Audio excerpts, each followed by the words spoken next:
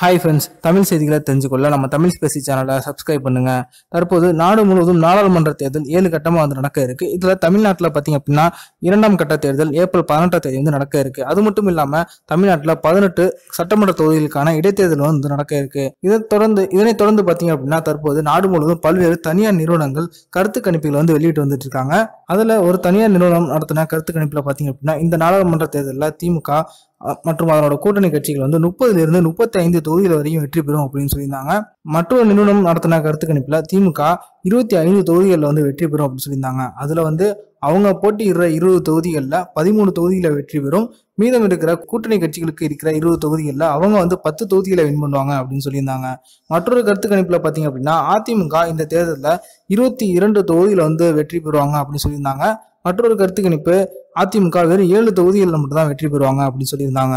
இந்த மாதிரி ஒரு நிறுவனங்களும் தங்களோட கருத்து கணிப்புல வந்து வெளியிட்டு இருந்திருந்தாங்க. இது வந்து அதிமுக மற்றும் திமுக இந்த 2 கட்சிகளுக்குமே தொகுதி வாரியா வேறுபட்டுச்சு.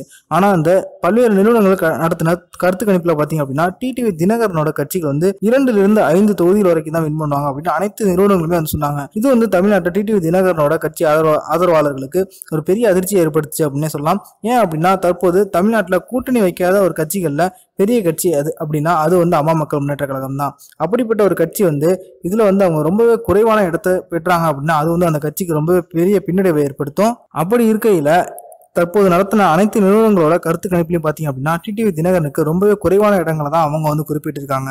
இருந்தாலும் கருத்து கணிப்பு அப்படிங்கிறது ஒரு குறிப்பிட்ட பகுதிகளில் இருக்கிற குறிப்பிட்ட மக்களை மட்டுமே சந்திச்சு அவங்க கிட்ட அவங்களோட கருத்தை கேட்டு வெளியிடுறது தான் அந்த கருத்து கணிப்பு. இருந்தாலும் நாடு முழுவதும் அனைத்து மக்களுமே சேர்ந்து வாக்களிக்கும் போது அந்த கருத்து கணிப்பு பொய்யாறதுக்கு நிறைய வாய்ப்பு இருக்கு.